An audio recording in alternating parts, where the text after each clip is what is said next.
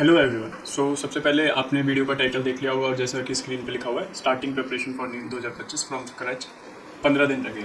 तो एक छोटा सा वो दे देता हूँ। मैंने नीट की प्रिपरेशन 2023 में छोड़ दी थी, वो लास्ट था जब मेरे 600 और नंबर आए थे, और उस दिन के दिन से आज तक कुछ नहीं पढ़ा हुआ। मैं जो भी पढ़ूंगा इस जर्नी, इस सीरीज़ के थ्रू पढ़ूंगा, और the main aim to show you is कि मैं कैसे इंप्रूव करूंगा एक प्लेटफॉर्म के ज़रिए, और सच में इंप्रूवमेंट होती है या नहीं। मैं सब कुछ लाइव रखूँगा, मतलब सब कुछ गपलेबाजी नहीं रखूँगा, जो होगा स्क्रीन पे होगा। तो 15 दिन रह गए, तो ये भी बताऊँगा कि कैसे स्ट्रेटेजिकली अपने को वर्क करना है, क्या करना है, मतलब फ्रॉम ज़ीरो टू, मतलब अगर आपके, मेरे को लगता है जहाँ तक मेरी नॉलेज है, मेरे अभी टेस्ट दूंगा मैं 720 नंबर का, तो मेरे 150-200 नंबर आ जाने चाहिए।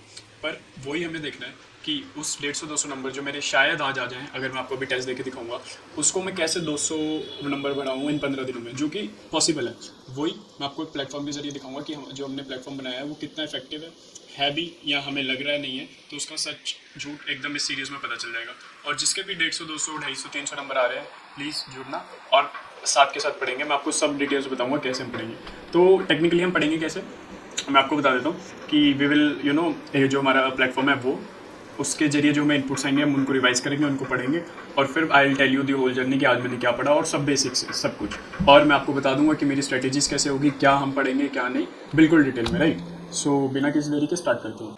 और दूसरा, ये मेरा नोशन है, तो इसमें मैं क्या करूँगा, जो भी मेरी डेज की स्ट्रेटेजी होगी कि मैं क्या पढ़ रहा हूँ, कैसे पढ़ रहा हूँ, उसमें सब इनलाइन कर दूँगा, और इसका लिंक डिस्क्रिप्शन में डाल दिया करूँगा, और यही मेरा चलेगा नीट 2025 के पेपर, ठीक है। तो चलो, टाइम कम है, स्टार्ट करते हैं। तो सबसे पहले मैं स्टार्ट करता हूँ ये प्लेटफॉर्म से। प्लेटफॉर्म का लिंक आपको पता ही है, app.lensi.co.in, जग जाहिर है। तो बिना किसी देरी के स्टार्ट करते हैं। और सबसे इंपॉर्टेंट, आप जब साइन इन करते हो ना, तो हम आपको एक फिजिकल फार्मूला बुक भी दे देते हैं नीट की, जो कि अब हमें देखो स्ट्रेटेजाइज पढ़ना है, स्पेसिफिक पढ़ना है, तो ये सारी चीज़ें बहुत काम की। तो वी विल स्टार्ट। मैंने लॉगिन पहले से कर रखा है, तो आप लॉगिन करोगे तो आप प्रोफाइल कंप्लीट कर लेना, और हम इस पेज पर आ जाएंगे। तो बायोलॉजी का टेस्ट फ्री है, विल अब एकदम पढ़ाई के मोड में आ जाते हैं। तो मैं सब स्किप कर दूंगा टेस्ट देने वाला पार्ट, उसके बाद जो मेरे इनपुट्स होंगे हम वो देखेंगे, ठीक है। और देखूंगा कि मेरे नंबर कितना आ रहा है, मैं 2 साल बाद दूँगा। Prepare for your, how is your feeling today, great.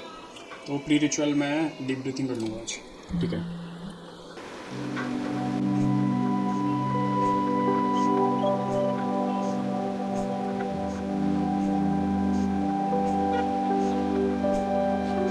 तो ये हो गया है। ऑल्सो मेरे पास एक ये नोटबुक है, तो मैं इस पर लिख लिया करूँगा जो भी अगर चाहिए होगा, अगर कोई भी क्वेश्चन में सॉल्व करना होगा। तो चलो स्टार्ट करते हैं।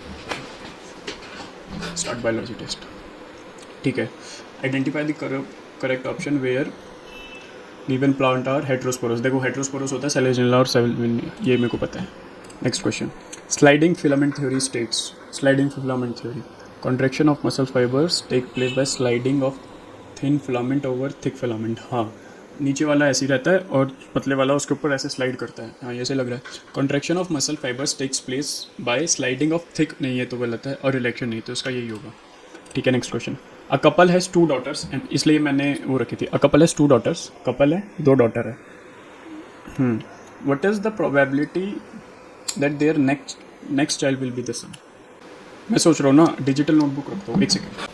तो ना मैं टैब ले आया ताकि आपको भी लगे कि मैं सच में सॉल्व कर रहा हूँ, ये कोई गिमिक नहीं है ना। देखो एक सेकंड दे दो।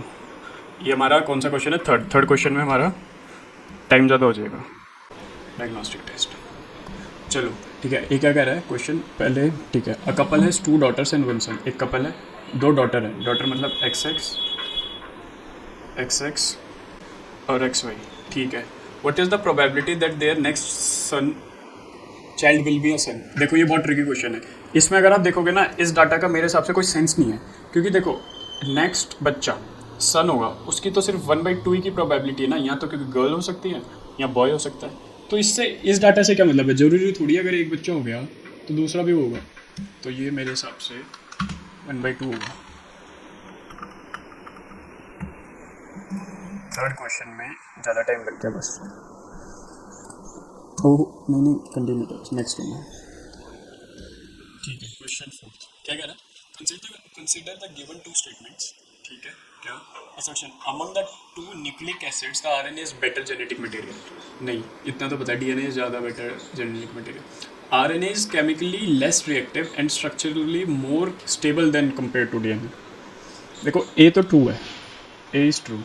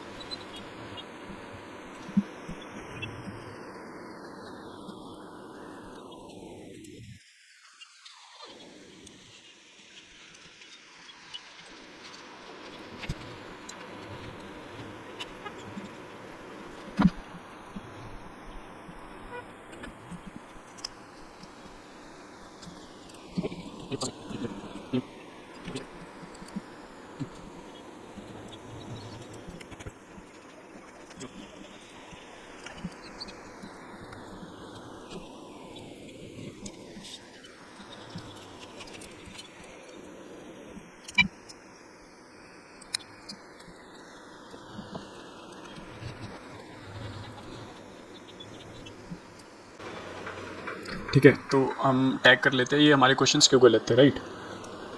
तो फर्स्ट ये तो मेरे को लग रहा है केयरलेस मिस्टेक थी, मेरे को कुछ भी नहीं आता, ये जस्ट मैंने अपनी पुरानी नॉलेज के हिसाब से करा था।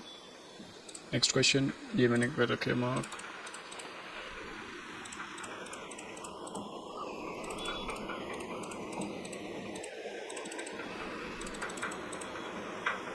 प्रीवियस पे चलते हैं यहाँ से।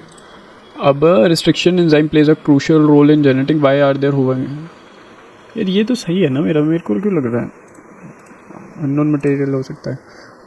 Oxygen of under which condition does more readily, भाई पता नहीं पता क्यों गलत हुआ है, नहीं पता।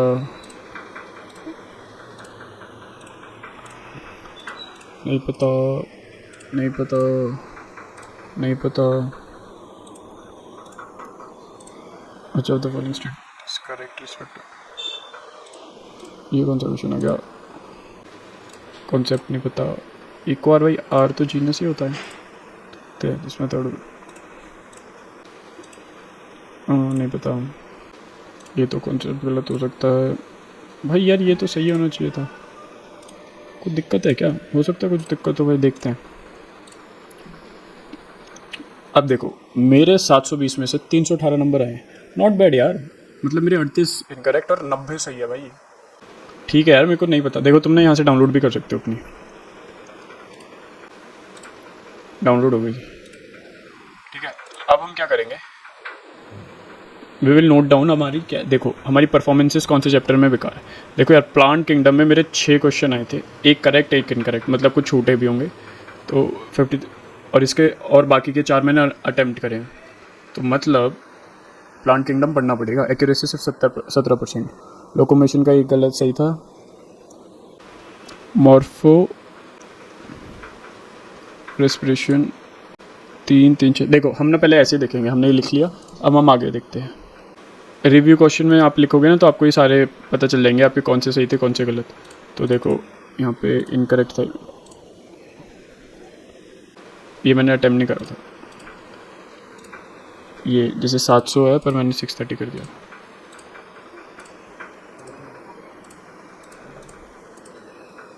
ये था इसका आंसर, इंटर यूटेरिन ओरल पिल्स, सही है।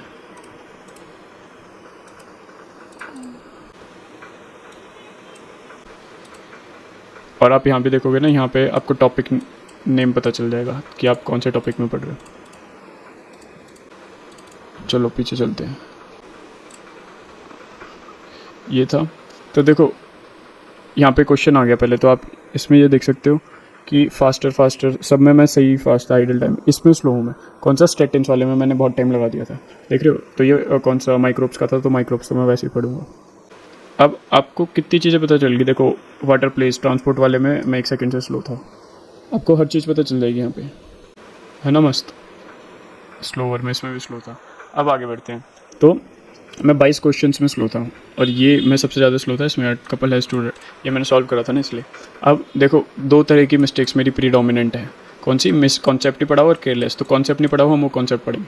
अब देखो यहाँ पे हर चैप्टर की एक्यूरेसी आ गई, मैं भी पागल था जो लिख रहा था।